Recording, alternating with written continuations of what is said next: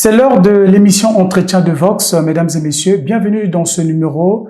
Nous recevons comme invité Monsieur Olsen Gomo, secrétaire général du parti MR, Mouvement républicain. C'est un parti de l'opposition. Avec lui, nous allons parler des enjeux du premier congrès ordinaire de cette formation politique.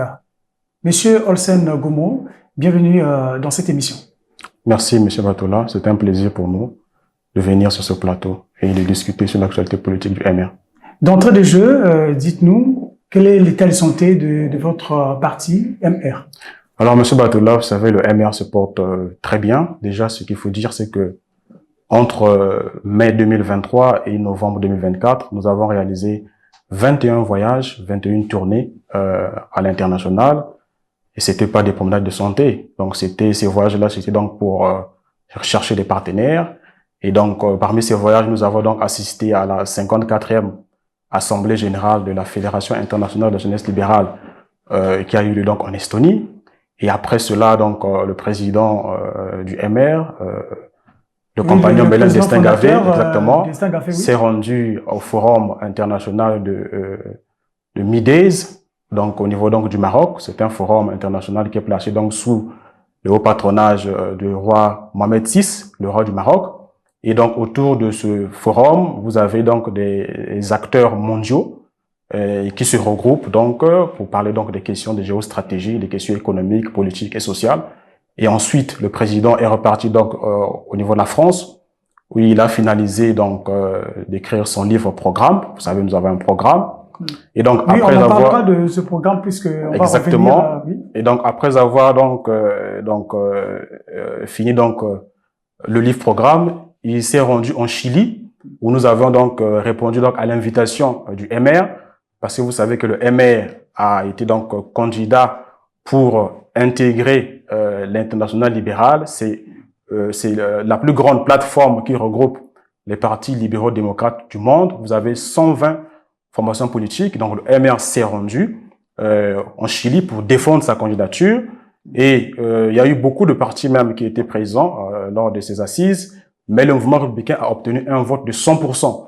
Donc, l'ensemble des partis, membres donc de l'international libéral, ont donné leur cutis pour que le MR devienne membre de l'international libéral. Donc, aujourd'hui, le MR est membre de la plus grande instance qui regroupe donc les partis libéraux démocrates au niveau donc du monde. Alors, toutes ces informations que vous venez mettre à notre disposition, c'est pour dire que le MR, donc le mouvement républicain, est devenu un parti solide, avec une certaine maturité. Très solide, évidemment. Le MR aujourd'hui, c'est un parti sur le plan national qui mène ses activités. C'est un parti qui est vivant. D'ailleurs, si vous êtes journaliste d'investigation, au-delà d'être journaliste d'information, vous savez, voilà, vous savez ce que le MR mène comme combat sur le terrain. Nous sommes présents sur le terrain et nous sommes également présents donc dans les instances internationales. Donc, pour dire que le MR se porte très bien. Et d'ailleurs, récemment, nous avons tenu notre congrès constitutif de l'Union des jeunes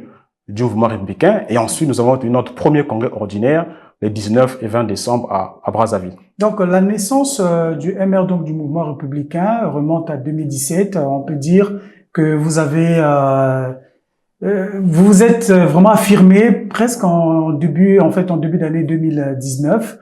Est-ce que on peut dire que le parti maintenant a suffisamment des moyens, sinon suffisamment des moyens humains, matériels, financiers pour vraiment exister?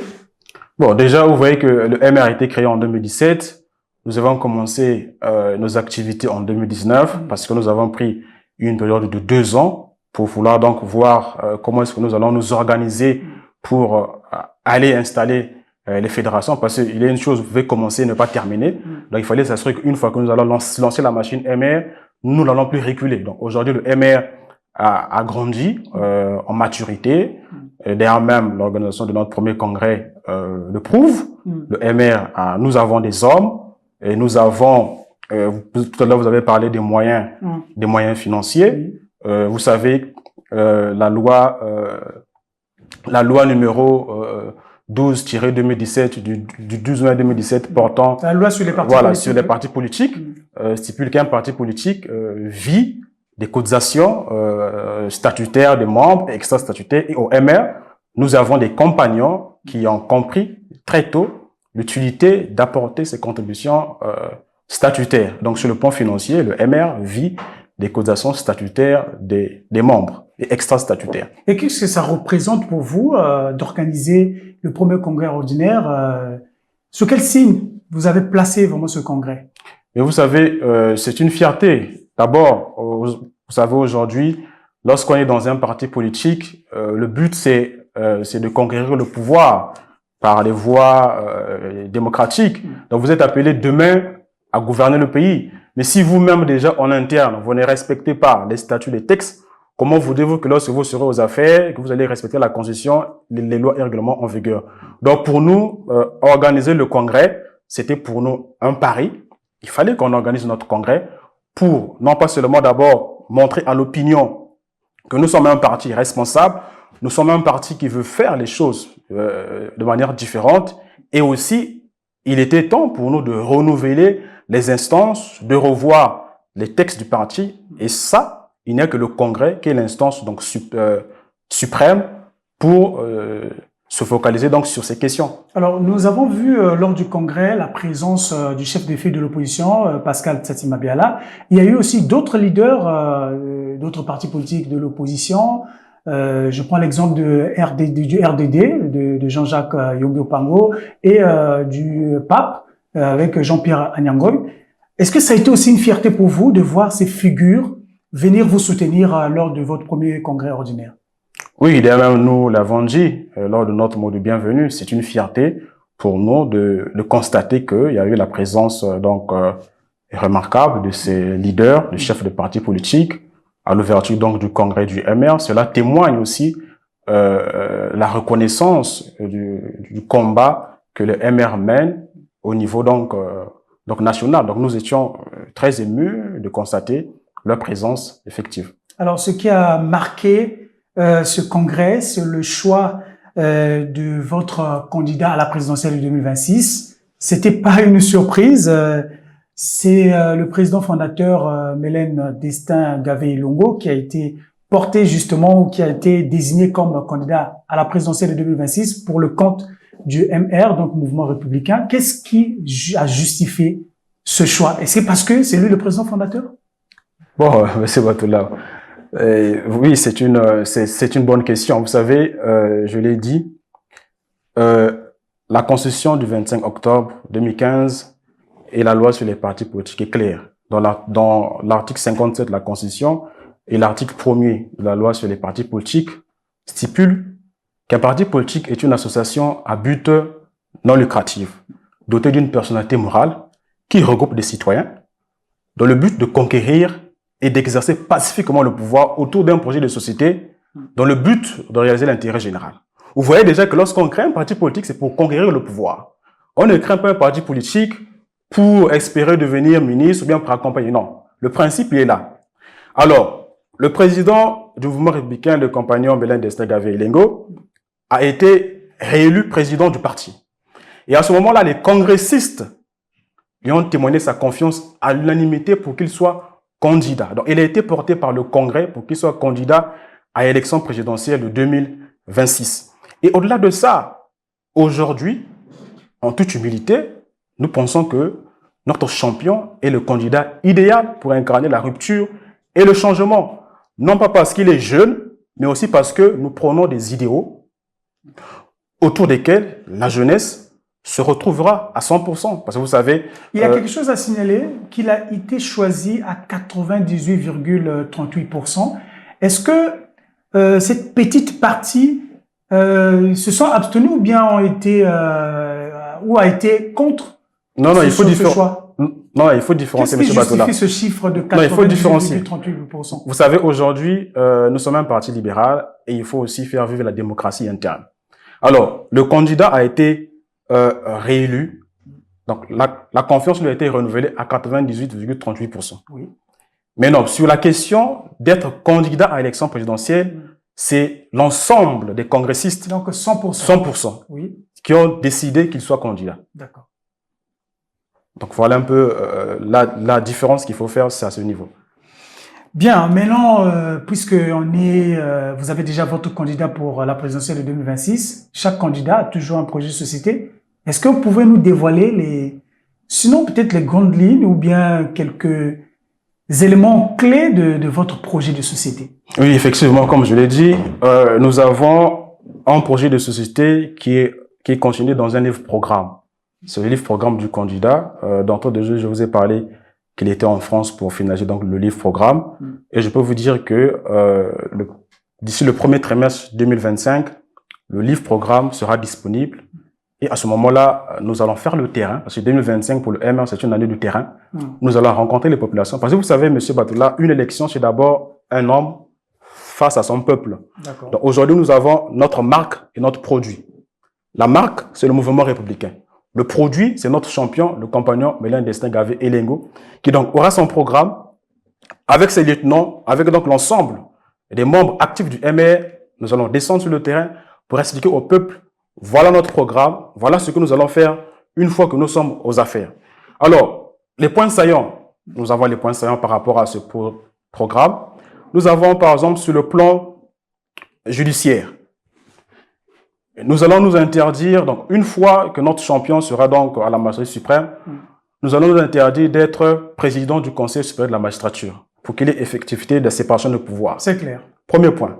Deuxième point, nous allons mettre en place un parquet financier. Vous savez, M. Batoula, beaucoup d'argent ont été dilapidés dans ce pays. Vous connaissez l'affaire des 14 milliards de sanctions futures. Alors, cet argent est où? Cet argent se trouve quelque part. Il va falloir que les personnes responsables de cela puissent répondre et que cet argent soit rapatrié. Ça, c'est sur le plan judiciaire. Alors, sur le plan économique, par exemple, nous allons mettre en place une allocation chômage mensuel pour permettre aux diplômés sans emploi, à la recherche d'emploi, pour avoir quelque chose pour subvenir à leurs besoins. Et également à toutes les personnes qui sont en reconversion de carrière ou bien reconversion professionnelle, ou bien toutes ces personnes-là qui ont perdu de l'emploi. C'est pour protéger en fait les diplômés sans emploi. Exactement. Nous allons également regarder la réduction du train de vie de l'État. Aujourd'hui, nous avons trop d'institutions qui ne servent à rien. Nous allons supprimer le Sénat. Nous allons réduire le salaire du président de la République. Nous allons réduire les salaires des ministres, des hauts fonctionnaires civils et militaires. Nous allons réduire les salaires des députés. Au-delà de ces mesures, nous allons renégocier tous les contrats. Et la réduction, ça sera à combien de pourcentage? Nous allons réduire de moitié. De moitié. Parce qu'aujourd'hui, c'est quand même injuste lorsque vous prenez le salaire d'un Congolais lambda, le salaire moyen, je pense qu'il est autour de 200 000 francs CFA. Quand vous prenez le salaire moyen et le salaire du premier fonctionnaire, du chef de l'État, vous voyez que le delta, il est énorme. Vous voyez? Le fossé est énorme. Le fossé est énorme.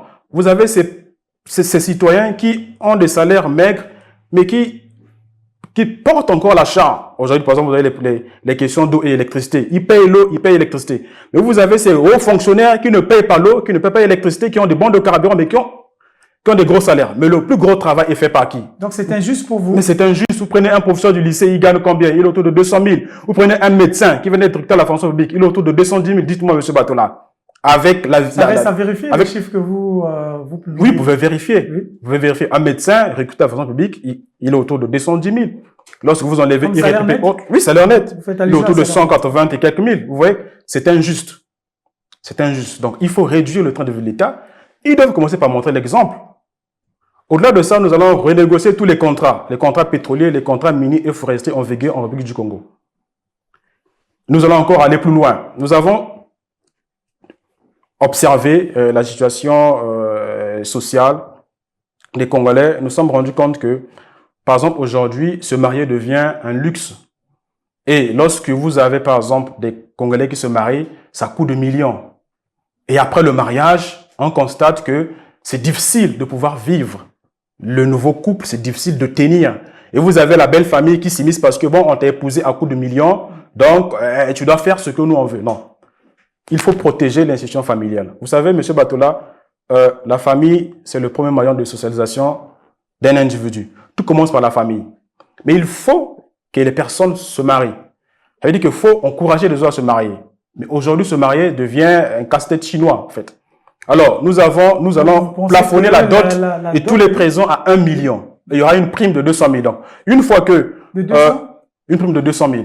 Oui. À toutes les personnes qui vont se marier à l'état civil, l'État va leur reverser 200 000 comme prime, comme aide. Oui. Mais toutes les dépenses donc liées à la dot, C'est les comme une présents, allocation familiale. exactement, toutes les dépenses liées à la dot, l'argent qu'on donne donc en espèces, les présents, ne doit pas dépasser 1 million. Aujourd'hui, M. Batola, vous savez, il y a une sorte de promotion d'antivaleur dans notre pays. Lorsque vous allez à la mairie, toutes les personnes montent devant l'autorité d'état civil. Toutes les personnes montent, vous voyez. Lorsque le maire demande, vous avez versé la dot à combien, tout le monde dit 50 000. Mais c'est un sérieux. Et c'est un mensonge, pas 50 000 alors que ce n'est pas ça. Donc, il y aura une batterie de mesures comme ça, M. Batola, qui seront mis en place. Et toutes ces mesures sont consignées donc dans le livre-programme de notre candidat. Et le livre sera disponible. Il y aura d'autres points qui seront donc développés. Que vous allez dévoiler peut-être dans quelques mois. Exactement. Donc cette année 2025. Exactement. Alors, Monsieur Olsen Gomo, lors du premier congrès ordinaire de votre parti, le mouvement républicain, vous avez formulé 2 recommandations. La première sur la gouvernance électorale et la deuxième sur la reprise des cours à l'université Maringouabi. Mais nous allons d'abord aborder la première. Lorsque vous parlez de la gouvernance électorale, qu'est-ce que vous souhaiterez qu'on améliore?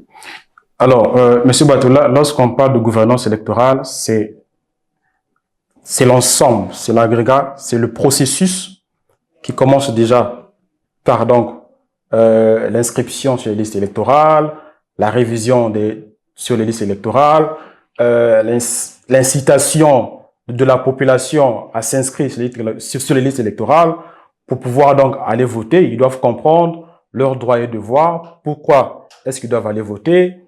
Vous avez l'enjeu sur le financement des partis politiques, le plafonnement des campagnes, des dépenses des campagnes. Vous avez la participation active des médias afin de couvrir donc tout le processus.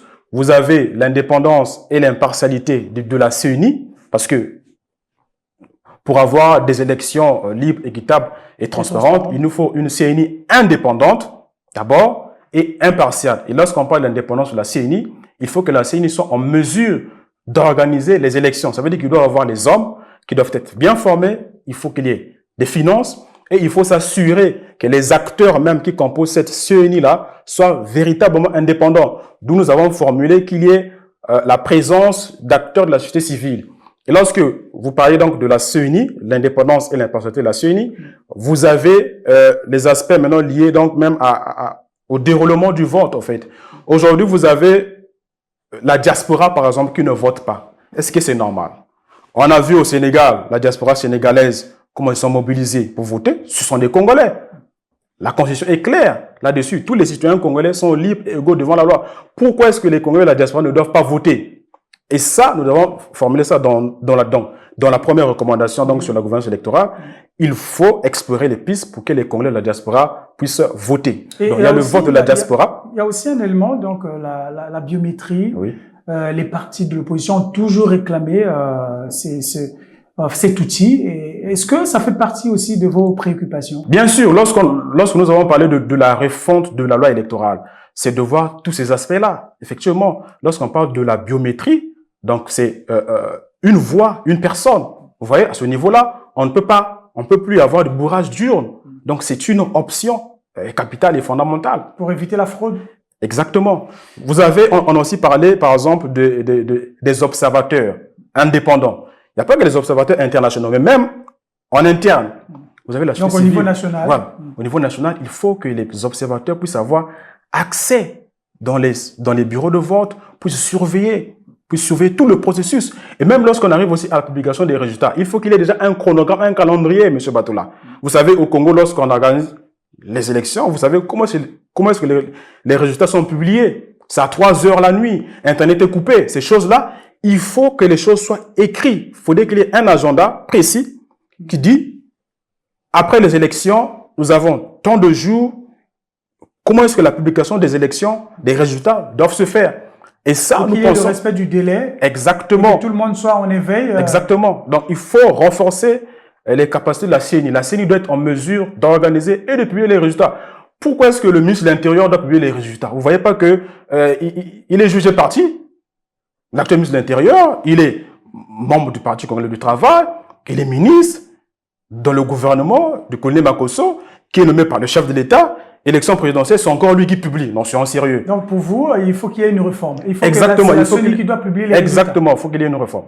D'accord. Alors sur la reprise des cours à l'université Maringouabi, vous avez justement souhaité, il fallait bien que le gouvernement fasse des efforts pour éviter l'année blanche. C'est une chose faite. Les cours ont repris. C'est une satisfaction pour vous? Oui, c'est une satisfaction. Lorsque nous avons appris la nouvelle, nous étions très émus parce que, vous savez, nous l'avons dit, il y a plusieurs problématiques qui minent notre société, mais nous nous sommes penchés d'abord sur la gouvernance électorale parce que c'est normal, on ne peut pas aller aux élections sans soulever cette question. Et après, nous avons regardé parmi toutes les priorités quel est le deuxième point sur lequel on peut se prononcer. Nous avons jugé nécessaire de se prononcer sur la reprise des cours à l'université Maringouabi, d'autant plus que, comme nous l'avons dit, aujourd'hui, le MR, certes, c'est un parti jeune par rapport à son existence, mais c'est aussi un parti jeune par rapport à la moyenne d'âge. Vous voyez, nos MR, la moyenne d'âge, on est autour de 35 ans. Vous voyez, ça veut dire que il était important qu'on puisse se prononcer sur la question de la reprise des cours à l'université Maringouabi. Et nous l'avons même précisé qu'aujourd'hui, ils avaient décrété 2024 l'année de la jeunesse. Oui. Mais comment on peut parler de la jeunesse si l'université est fermée? Donc pour nous, c'était vraiment une préoccupation. Et nous sommes satisfaits que les cours reprennent. Nous osons croire que le personnel enseignant et administratif pourra, un temps soit peu, essayer un peu de voir comment faire face au grand retard qui a été cumulé pour que nos étudiants ne puissent pas subir ce poids sur eux. Est-ce que vous craignez un rebondissement, un retour à la grève? Bon, vous savez, il y a eu des conditions qui ont été posées par le collège intersyndical, mais vous êtes Congolais, vous savez que généralement, chaque début d'année, il y a toujours des grèves à l'université Maringouabi. Ça veut dire que... Sinon, chaque année, chaque année, c'est le même scénario. Mais cette année, c'était quand même pire. 3 mois, c'est énorme. Presque 3 mois. Presque 3 mois, oui. C'est énorme. Je pense qu'il faut résoudre le problème à la racine. Ils ont demandé 3 mois, je pense qu'ils ont reçu 2 mois, mais c'est vrai déjà, il faut aussi voir un peu l'historicité. Généralement, lorsque les cours reprennent à Maringouabi, ils attendent l'année prochaine pour remettre encore les mêmes questions sur la table. Pour cette année, je pense que ça va, mais il faut vraiment résoudre le problème à la racine, sur le fonctionnement, vous avez aujourd'hui sur les fonctionnements des universités. Il faut vraiment voir le problème à la racine. Vous avez aussi le problème, par exemple, des hôpitaux généraux. Là également, vous avez des hôpitaux généraux qui sont en grève. Et vous savez, nous avons des Congolais qui meurent parce que le CHU est en grève. Vous avez l'hôpital général Edith Lissu Bongo à Oyo qui est en grève. Même dans les collectivités locales, il y a exactement. Des grèves, donc la situation est catastrophique et il faut vraiment voir le problème à la racine. Et nous avons un livre-programme et dans notre livre-programme, nous proposons les issues de sortie par rapport à cela. Et juste pour revenir, par exemple, rapidement sur le plan social, l'une des mesures que nous allons prendre lorsque nous serons aux affaires, mars 2026, Destin Gavé et le président, nous allons, dans les plus brefs délais, éponger les arriérés de bourses des étudiants, des pensions des retraités et des salaires. Et ça, nous avons les moyens. Et nous aurons les moyens de le faire. Alors, le président de la République, lors de son message du 28 novembre dernier, avait évoqué l'aspect des 6 milliards de francs CFA sur les 9 milliards qu'on déboursait juste pour payer les étudiants. Il y a 6 milliards qui se volatilisaient. Et lorsque vous avez appris cette annonce, ça vous a choqué? Oui, ça nous a choqué, M. Batoula. Il a les pleins pouvoirs, M. Batoula. C'est lui qui nomme le Premier ministre, les ministres, les hauts fonctionnaires, les cadres civils et militaires. C'est lui. Alors, il doit appliquer la sanction. Mais il doit sanctionner. Un chef d'État ne peut être supprimé. Quand nous avons écouté son discours sur l'état de la nation, vous avez l'impression que c'est un opposant, en fait, qui est en train de faire le point. Mais il est aux affaires. C'est à lui que nous demandons des comptes. Monsieur le Président de la République, les 6 milliards. Vous connaissez l'état des appareils, il a les moyens de l'État. Il doit sanctionner, il doit montrer l'exemple, il doit sanctionner. Alors, donc, lors de votre congrès, nous revenons sur ce point, donc le premier congrès ordinaire du MR. Vous avez développé certaines thématiques sur l'entrepreneuriat. Vous avez aussi souhaité un changement comme moteur de développement. Vous avez parlé du droit, de la politique, l'économie, l'énergie. Est-ce que ce sont des défis à relever? Oui, M. Batola, ce sont des défis à relever, d'autant plus, vous savez, M. Batola, un parti politique, c'est aussi une école. Parce que vous êtes appelé à être aux affaires demain, à diriger. Ça veut dire que vous devez former vos cadres, vous devez avoir des membres actifs, qui sont aguerris, qui connaissent les enjeux, qui connaissent l'interaction entre le droit et la politique, qui connaissent que demain, une fois aux affaires, attention, il faut veiller à ce qu'il y ait un état de droit. Qui connaissent demain une fois aux affaires, il faut savoir, attention, il y a une interaction entre la politique et l'entrepreneuriat. Il faut mettre en place des politiques incitatives, il faut faciliter les démarches administratives pour que les gens créent des entreprises, il faut créer un climat des affaires propice pour que les investisseurs internationaux viennent. Et là-dessus, M. Batola, vous savez, le MR aujourd'hui est membre de l'Internationale libérale. Et je vous l'ai dit, il y a 120 partis politiques membres de cette grande organisation. Et parmi ces partis politiques, nous avons des partis politiques qui sont au pouvoir, dont le Parti libéral canadien. Donc demain, une fois le MR aux affaires, nous allons assainir le climat des affaires et on aura des investisseurs qui vont venir pour investir au Congo. Mais en l'état actuel des choses, ce n'est pas possible. Le MR a pointé du doigt la crise de confiance entre les gouvernants et les gouvernés. Comment pensez-vous restaurer cela, qu'il y ait vraiment que la population arrive à faire confiance à ceux qui leur dirigent? Mais la crise de confiance réside au niveau où il n'y a pas la redevabilité. Il n'y a pas la redevabilité aujourd'hui. Vous avez les citoyens congolais qui se sont désintéressés de la vie politique parce qu'ils ne se retrouvent pas, ils ne se retrouvent nulle part. Lorsque tout va bien, ils n'ont rien. Lorsque tout va mal, on dit non, il faut mettre en place une taxe de solidarité nationale. Mais attendez, lorsqu'on avait de l'argent, est-ce que nous, on était impliqués? Et ça, la crise de confiance commence à ce niveau-là. Pourquoi est-ce que les leaders politiques, les partis politiques, le font de descente citoyenne que lorsqu'il y a des élections, lorsqu'il y a campagne? Mais non, non. Il faut renouer la confiance. Et la confiance résidera donc autour du dialogue. Il faut donc, les médias également auront une place importante. Il faut informer la population. Il faut conscientiser la population. Il faut communiquer. Aujourd'hui, par exemple, vous savez, ça fait 13 ans que l'on parle des zones économiques spéciales. Est-ce que vous avez déjà vu le ministre en charge des zones économiques spéciales venir à la télé expliquer à la population? Il n'y a pas ça. Il n'y a pas ça. Vous avez, donc il y a un fossé qui s'est créé entre les gouvernants et les gouvernés. Entre le peuple et ceux qui dirigent le peuple.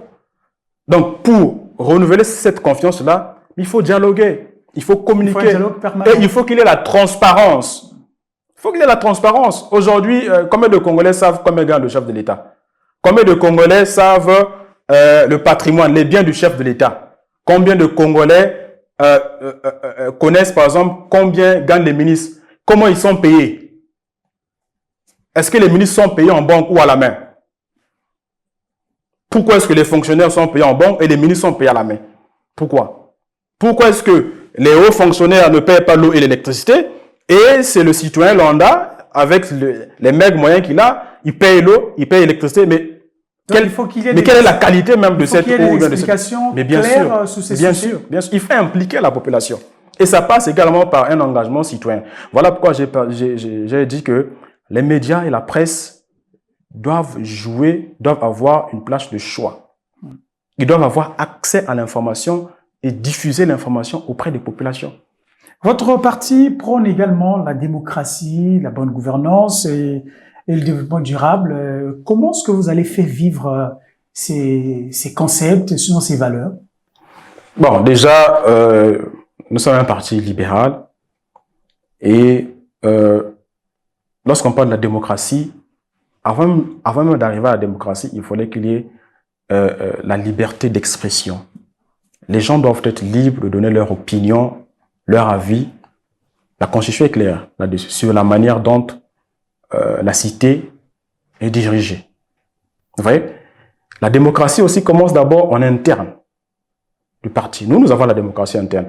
Lorsque nous avons tenu, par exemple, notre assemblée, notre congrès constitutif de l'Union des jeunes du mouvement républicain, nous avons eu 3 candidats à la présidence de la jeunesse du MR. Chacun d'eux avait son projet pour la branche juvénile. Et le meilleur a gagné. Vous voyez? Lorsqu'on a renouvelé la confiance du président du parti, le compagnon d'Estin Gavé, on est allé aux élections. Et il a remporté à 98%. Donc ce ne sont pas juste des 20 mots, mais ce sont des mots qui sont remplis de sens. Monsieur Wattel, aujourd'hui, le mouvement républicain, je peux vous dire que nous mettons un accent sur la formation. La formation des cadres et des membres. C'est quoi le militantisme? C'est quoi le rôle d'un parti politique? C'est quoi l'état de droit? Vous voyez? Lorsqu'on parle de la bonne gouvernance, quels sont les indicateurs de bonne gouvernance? Je vous prends un exemple. Donc vous allez vous appuyer sur la formation? Exactement. Justement pour intérioriser, ces concepts et tout ça. Et les cadres sont déjà à niveau. Et au fur et à mesure, nous avons des nouveaux adhérents. Nous avons une série de formations que nous dispensons donc auprès donc des nouveaux adhérents. Voilà pour ça parler Nous sommes quasiment à la fin de cette émission. Nous voulons quand même recueillir votre objectif majeur. J'ai lu, c'est bâtir un Congo meilleur. Alors, quelle image donnez-vous justement d'un Congo meilleur? Comment vous imaginez un Congo meilleur? Alors, Monsieur Batola, un Congo meilleur, c'est d'abord l'état de droit. Vous savez, la justice élève une nation. On ne peut pas bâtir un pays s'il n'y a pas d'abord une justice forte. Il faut que chaque citoyen congolais sache que la justice est là pour tout le monde. On dit que tous les citoyens congolais sont libres et égaux devant la loi. Il y a ça. Il y a la justice qui doit être forte, indépendante. Et au-delà de ça, vous avez l'accès à la santé. C'est un droit universel. L'accès à l'éducation. C'est un droit universel. L'accès à l'eau potable. L'eau devient un luxe. Ne fût-ce que même l'eau pour laver les habits, il n'y en a pas. Il n'y a pas d'eau potable. Vous avez l'accès à l'électricité. Monsieur Batla, on ne peut pas parler d'un développement d'un pays ou d'émergence d'un pays sans une fourniture en électricité stable. Pour créer les emplois, il faut industrialiser, il faut la production de masse. Mais comment vous allez industrialiser un pays ou bien aller à la production à grande échelle s'il n'y a pas d'électricité? Mais c'est un chaos vivre à Brazzaville, Monsieur Batola. C'est inconcevable. D'accord. Merci beaucoup, Monsieur Olsen Gomo. Vous êtes secrétaire général du MR, Mouvement républicain. C'est un parti de l'opposition. Mesdames et messieurs, nous avons justement parlé des enjeux du premier congrès ordinaire du mouvement républicain avec Monsieur Olsen Gomo, secrétaire général de cette formation politique. C'est la fin. Prenez bien soin de vous et bonne année.